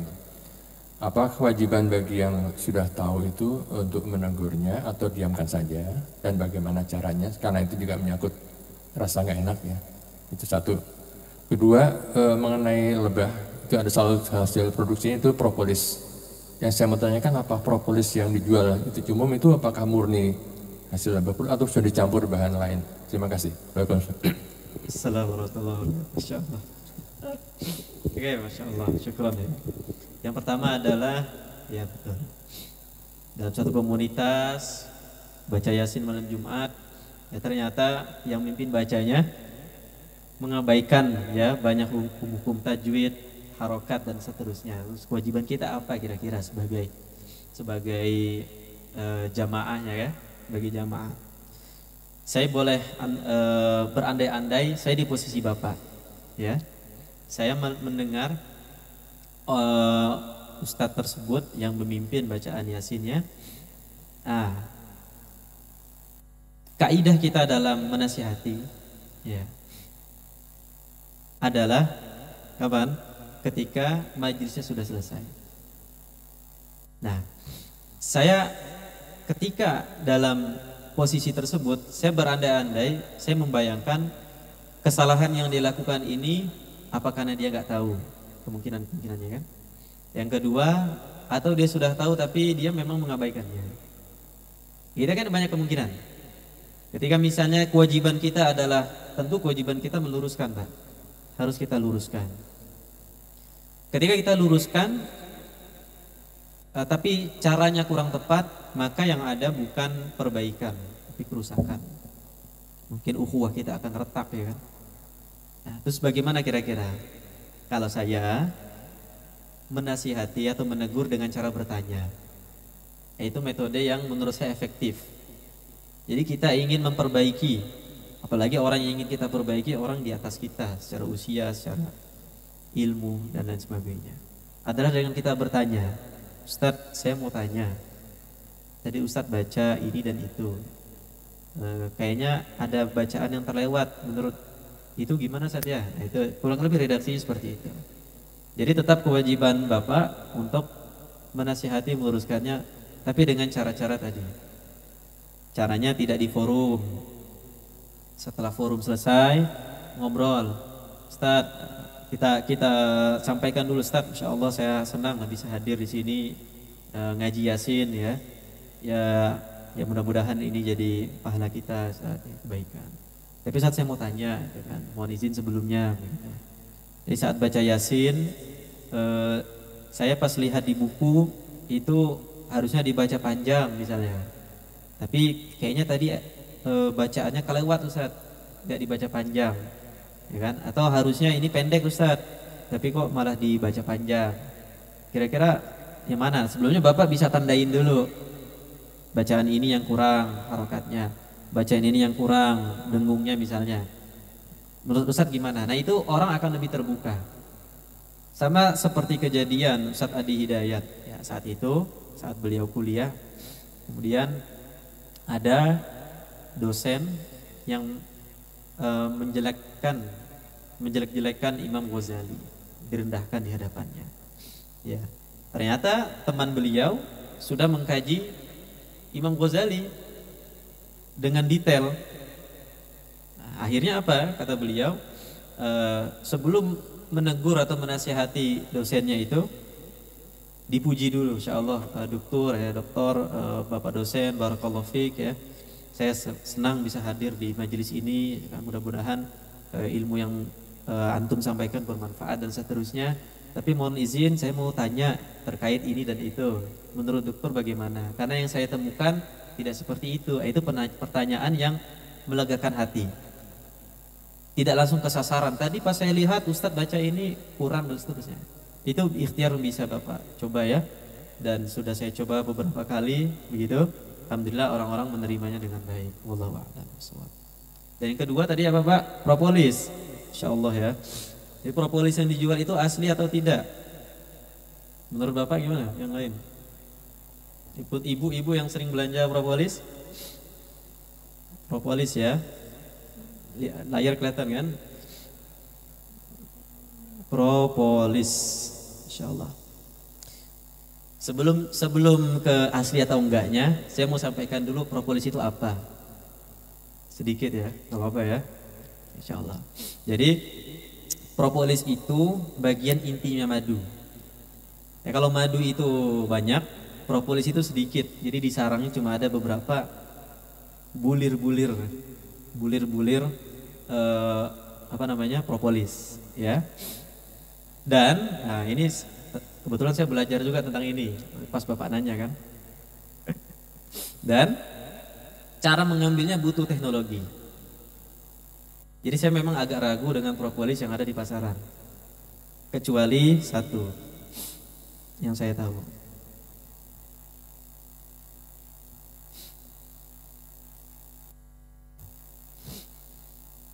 Ini bukan iklan ya jamaah ya, tapi ini riset.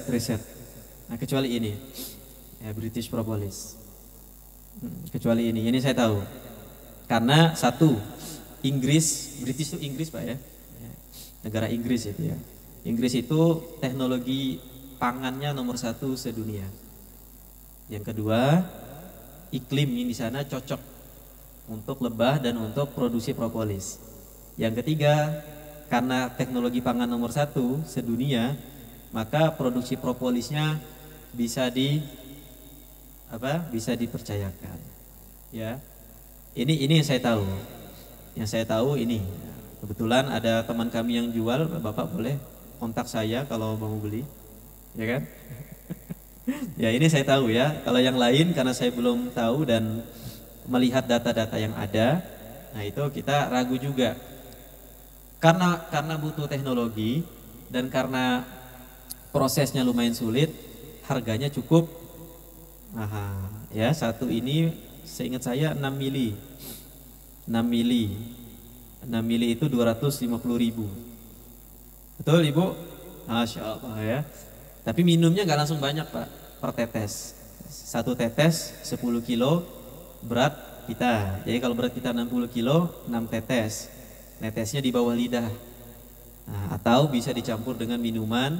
Kita minum dengan basmalah, itu untuk kesehatan kita. Ya wallahu a'lam. Ini saya tahu. Karena memang butuh teknologi. Makanya di Indonesia jarang propolis kan? Atau Indonesia bikin propolis kan jarang tuh. Ada tapi habis itu redup lagi. Nah kalau ini sampai sekarang semakin banyak impor ini Pak. Impor dari Inggris. Ya Bapak kalau mau bisa hubungi saya di WA. Insya Allah saya antarkan. Ya. Wallahu a'lam. Ya. Kenapa Pak? Endorse? Enggak lah, kita ikhlas insyaallah. Insyaallah. Iya, kan ta'awun Pak ya, bantu. Itu dari saya. Ada pertanyaan lain dari Baik, Bapak? ada lagi. Jangan enggak apa-apa.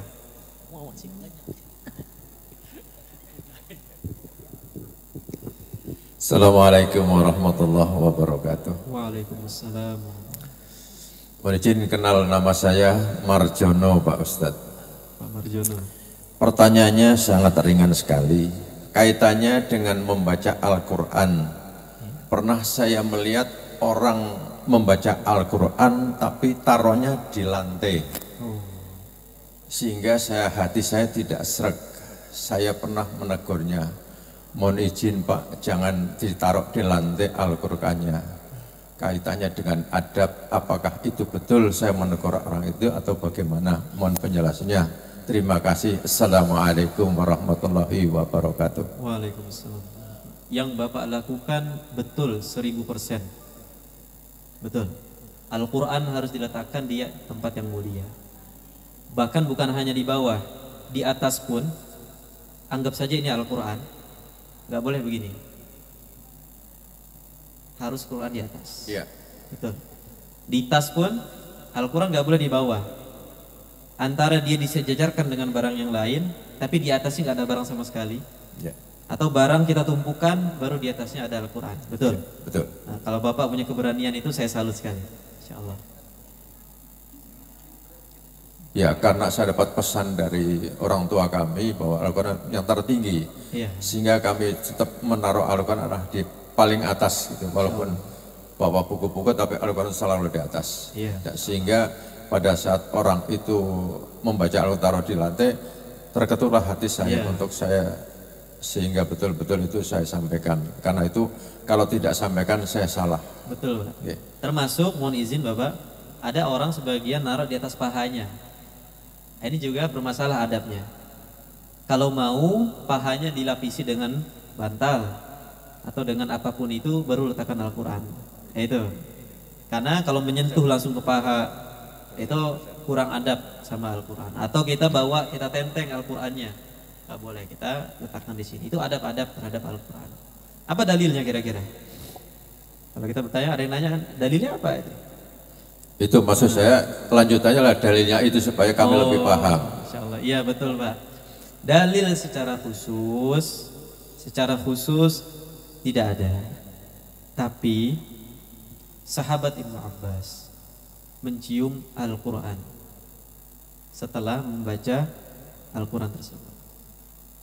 Dari sini ulama menyimpulkan bahwa Al-Quran berbeda dengan kitab atau buku yang lain, apalagi dengan benda-benda selain buku. Urutan kemuliaannya itu Al-Quran, hadis, kitab hadis yang jumlahnya ada banyak, Sahih Muslim, Sahih Bukhari, Sahih Muslim, Sunan Abu Dawud, Ibnu Majah dan seterusnya. Setelah itu buku-buku cabang ilmu yang lain, sejarah Islam, apalagi buku tentang ensiklopedia Islam dan seterusnya, baru buku-buku umum yang lain. Itu urutan, kalau Bapak punya rak buku, urutannya harus seperti itu. Al-Quran, kalau ada tafsirnya di bawah, atau disamakan boleh, hadis dan seterusnya. Nah, itu dari mana? Secara detail itu nggak ada secara khusus. Tapi ketika sahabat Ibnu Abbas selesai membaca Al-Quran, dia mencium Al-Quran, dan tidak dilakukan oleh buku atau untuk buku selain Al-Quran, nggak dilakukan itu. Para ulama pun memahami hadis tersebut, bukan hadis ya, memahami athar tersebut, bahwa Al-Quran berbeda dengan buku yang lain dan tidak boleh disamakan. Itu kalau ada yang nanya dalil ya, itu dalil utamanya dan penjelasan ulamanya. Tapi kalau ada yang minta gini, tapi saya mau penjelasan detailnya, kalau Al-Quran nggak boleh taruh bawah, artinya dia kurang baca. Suruh dia baca aja Pak, baca penjelasan hadisnya. Ulama bilang seperti ini, itu ulama sepakat itu Al-Quran itu harus diletakkan di tempat yang mulia. Wallahu a'lam. Baik, terima kasih Ustaz. Assalamualaikum warahmatullahi wabarakatuh. Waalaikumsalam warahmatullahi wabarakatuh. Terima kasih Ustaz. Pertanyaan saya sih simpel aja Ustaz, mungkin secara umum sudah ada jawabannya. Cuman saya mau memastikan aja Ustaz. Pertama tadi saya tertarik dengan pernyataan terakhir Ustaz bahwa kita untuk mempelajari Al-Quran aja kewajiban Ustaz ya. Berarti kan sebelum mempelajari kita harus membaca. Wajib bisa membaca, kalau tidak bisa membaca, mempelajari. Pertanyaan saya gini Ustaz, pertama, membaca Al-Quran itu suatu kewajiban apa bukan untuk setiap muslim? Kalau itu suatu kewajiban, berarti kan sama derajatnya mungkin dengan sholat, puasa di bulan Ramadan. Apabila itu tidak dilakukan, berdosa yang saya tangkap.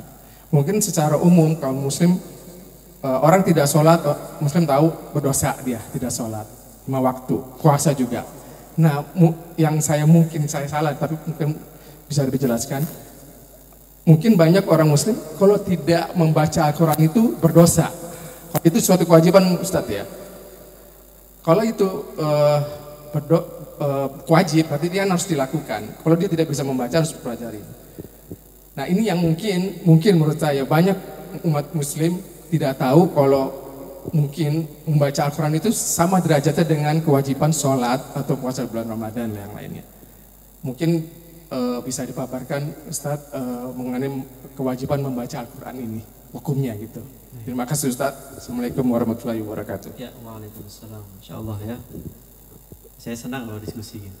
Ya, kewajiban itu ada dua Pak. Ada kewajiban yang harus diganti dan ada kewajiban yang ketika dia meninggalkannya maka berdosa saja dan tidak wajib diganti. Itu yang boleh kita ketahui dulu kan. Derajatnya bagaimana?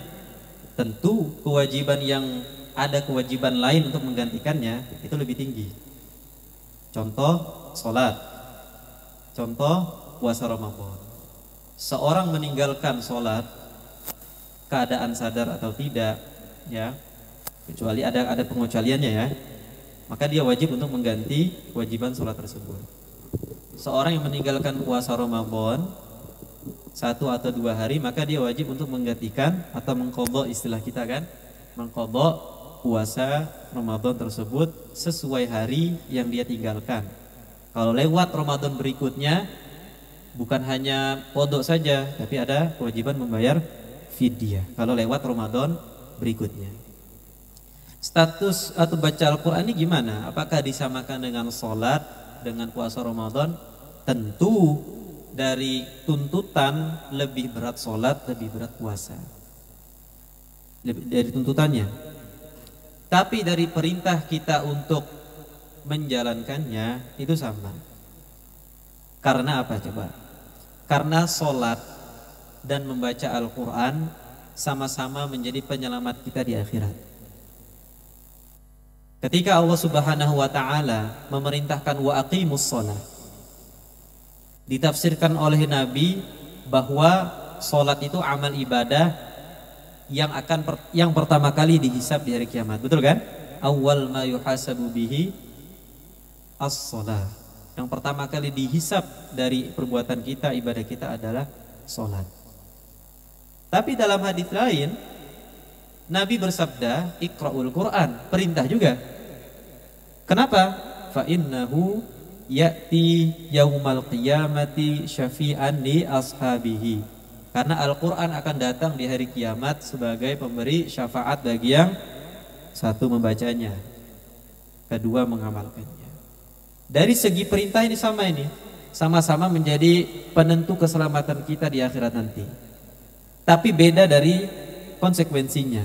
Kalau orang meninggalkan sholat, meninggalkan puasa Ramadan, kewajiban untuk mengqadha. Sementara orang yang meninggalkan baca Al-Quran, dia berdosa tapi tidak ada kewajibannya. Oh, sampai berdosa betul. Jadi orang yang tidak baca Al-Quran ditambah niat untuk meninggalkan Al-Quran, saya nggak mau baca. Nah, itu ada niat khusus tuh. Itu dosanya lebih-lebih lagi. Lebih-lebih lagi. Kenapa sampai seperti ini? Sampai seperti ini karena Nabi SAW mengatakan, bersabda, orang yang mahir membaca Al-Quran bersama malaikat yang mulia, tapi yang terbata-bata dia dapat 2 pahala. Pahala dia baca Al-Quran, satu lagi pahala dia terbata-bata tadi kan, usaha dia, kesungguhan dia. Jadi sampai Nabi itu betul-betul menjelaskan, kalau kita lihat penjelasan hadisnya, itu hadis itu nggak bisa kita pahami hiperlek ya, harfiah itu nggak bisa, harus dengan penjelasan ulama. Kalau kita pahami bahwa bahkan orang yang tidak mampu baca Al-Quran pun diwajibkan membaca Al-Quran. Bahkan yang nggak mampu wajib baca Al-Quran, karena itu kewajiban dia. Ini mungkin yang dianggap sebagian orang, ya kalau sholat wajib ya kan ya, kalau baca Al-Quran nggak apa-apa lah, nggak wajib. Ini salah, perlu kita luruskan. Saya nggak bisa ngaji, itu perkara lain. Tetap dia wajib, setidaknya membaca Al-Quran yang dia wajib dalam sholatnya itu surat apa Pak? Al-Fatihah. Tetap dia wajib, nggak bisa ditinggalkan Al-Quran itu.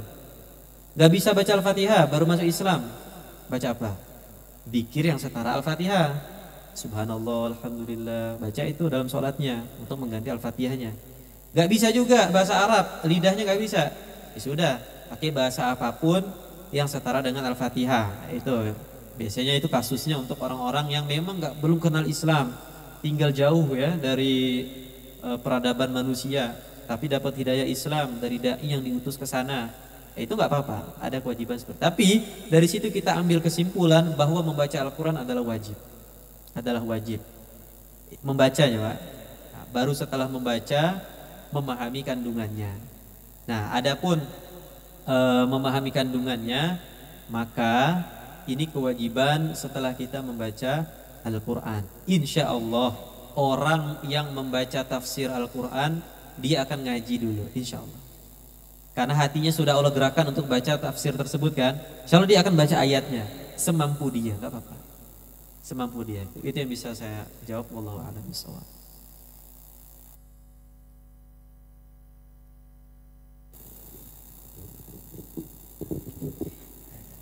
Assalamualaikum warahmatullahi wabarakatuh. Waalaikumsalam. Jazakumullah kepada Pak Ustadz yang telah memberikan kepada kami kasana dan wawasan kami bertambah dalam ilmu tentang Al-Quran. Al-Quran merupakan sumber daripada segala ilmu.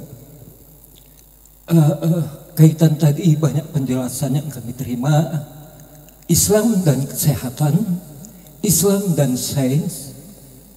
Yang saya tanyakan di sini adalah Islam dan nubuah, dalam arti menceritakan tentang yang akan datang. Berkaitan dengan Israel dan Palestina, berkaitan dengan Israel dan Palestina yang diceritakan dalam Al-Quran bahwasanya di akhir zaman itu Israel itu akan hancur. Jadi sebelumnya sekitar tahun seumuran saya, sekitar tahun 60 dan 70 itu pernah perang. Umpamanya seperti Israel dan Mesir atau Israel dan negara-negara lain di Timur Tengah. Tapi perang itu sepertinya di suatu tempat terbuka. Salah satu contohnya dataran tinggi Golan.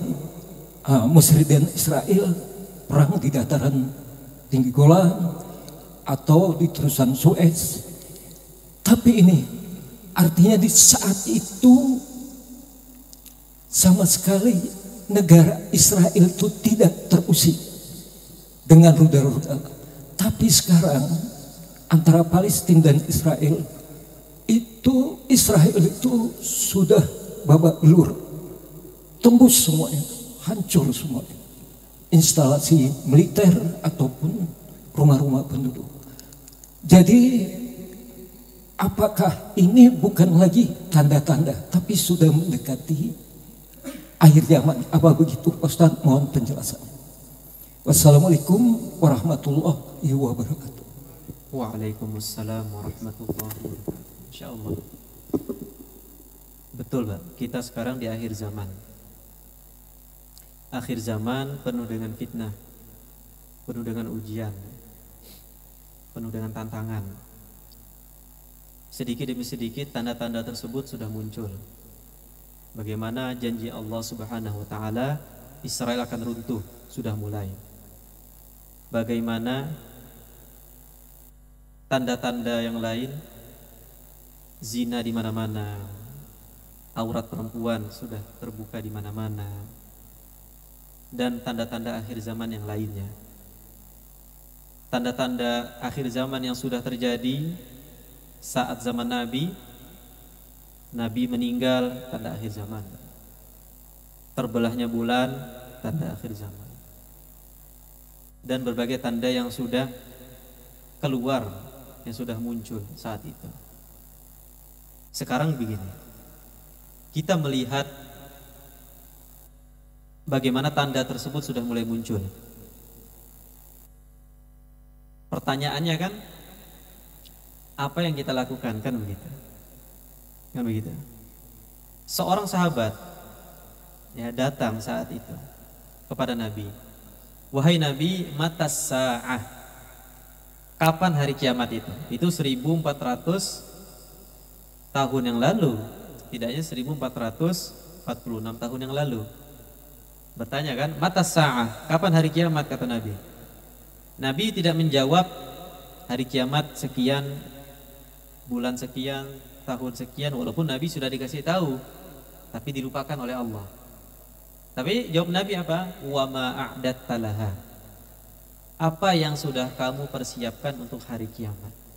Dari sini diambil kesimpulan bahwa sebagai manusia kita tidak boleh disibukkan dengan kapan itu hari kiamat, karena itu urusan Allah. Seorang yang disibukkan dengan hari kiamat, kemudian muncul was-was dalam dirinya, muncul ketakutan dan sebagainya, diprediksi tahun sekian akan terjadi ini, tahun sekian terjadi ini, itu yang ada, Pak, mohon maaf, itu melemahkan iman kita. Justru kita itu makin takut. Ada yang resign dari pekerjaannya, Bapak boleh buka datanya itu. Karena dia pengen mempersiapkan kejadian di tahun ini, ada turunnya dukhon dan seterusnya, tapi gak terjadi. Sudah berlalu tahunnya ini. Sampai dia resign, dia mempersiapkan kebutuhan untuk keluarganya dan seterusnya. Itu melemahkan iman kita. Tadi yang Bapak sampaikan betul, Israel sudah mulai kewalahan sekarang. Dan sesuai janji Allah nanti di akhir zaman, semua kaum Yahudi musnah kecuali 2 orang. Satu sembunyi kan di balik pohon. Tapi kata pohon, saking pohon pun gak ridho dengan mereka. Wahai kaum muslimin, ini orang ini nih, gitu kan? Di balik batu sama. Wahai orang muslim, ini orangnya nih, sini, sampai bisa ngomong. Itu dari zaman itu luar biasa. Jadi apa yang kita saksikan sehari-hari dari zaman berbeda. Pohon bisa ngomong, batu bisa ngomong dan seterusnya. Apa pohon, nama pohonnya, Pak? Pohon gorkot kan? Nah, yang sekarang sudah selain pohon gorkot. Nah, pohon gorkot itu kecuali yang melindungi Israel. Sekarang mereka sudah mulai menanam itu. Nah, tapi itu gak ada manfaatnya, nanti hilang juga. Kan gitu kan? Mereka paham itu. Tapi kita mohon maaf, Pak, sebagai wawasan betul bahwa ini kejadiannya, ini tandanya sudah muncul, sebagai wawasan kita, sebagai reminder buat kita.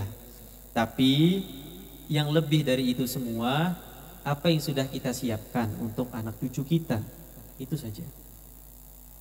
Apa yang sudah kita siapkan. Orang Islam tidak merasakan hari kiamat, betul nggak? Benar. Karena orang Muslim, orang mukmin sebelum hari kiamat sudah dicabut nyawanya melalui angin yang berhembus. Angin sepoi-sepoi sebelum hari kiamat tiba, yang punya iman dalam hatinya semua mati, meninggal.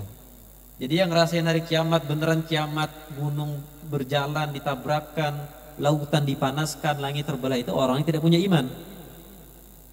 Tapi orang-orang muslim merasakan Dajjal, perang nanti sama Dajjal, perang nanti di akhir zaman yang kita nggak ada teknologi itu, ngerasain semuanya. Tapi kapan itunya, wallahu a'lam. Sebagai gambaran saja Pak, saat itu sudah tiba, tulisan di mushaf itu hilang semua. Azan sudah tidak ada lagi, hilang semua syiar. Nah, kira-kira berapa tahun lagi kan? Kira-kira saja kan, berapa tahun lagi? Tapi kalau kita mengira-ngira itu yang pertama adalah membuang waktu, dan yang kedua melemahkan iman. Kita nggak usah disibukkan dengan itu, sibukkan dengan amal kita. Toh usia kita misalnya sudah 50, 60, oke. Tapi apa yang sudah kita siapkan anak cucu kita? Basic mereka untuk hidup nanti, terus nanti di akhir zaman itu apa ya? Sebagai fondasi hidup mereka. Itu jawaban saya Pak ya. Jadi yang Bapak sampaikan betul, dulu tahun 70-an perang Arab Israel. Negara Arab, Suriah, Mesir dan sebagainya perang sama Israel, yang menang siapa? Israel. Ada hikmahnya pastinya. Bukan Allah menginginkan Israel menang, kemudian Israel itu benar, enggak. Allah ingin Israel itu menang, hikmahnya kaum muslimin saat itu belum bersatu. Masih dalam internal mereka, kalau kita baca sejarahnya itu masih ada kepentingan-kepentingan lah yang menyebabkan mungkin nampaknya kompak ini. Nah, tapi karena ada kepentingan perebutan bukit Golan itu dan seterusnya, akhirnya Allah dengan hikmahnya membuat kaum muslimin kalah saat itu melawan Israel, sebagaimana perang Uhud. Kaum kafir Quraisy menang bukan karena mereka benar, tapi karena masih ada masalah di internal kaum muslimin saat itu kan. Sahabat pemanah yang di Bukit Uhud yang harusnya taat sama Nabi malah turun mengambil ghanimah. Akhirnya pasukan Khalid bin Walid datang dari balik bukit menyerang kaum muslimin yang pemanah yang sudah turun dari Bukit Uhud. Wallahu a'lam bishawab. Baik, mungkin cukup Ustaz. Terima kasih atas informasinya, mudah-mudahan bermanfaat untuk kita semua.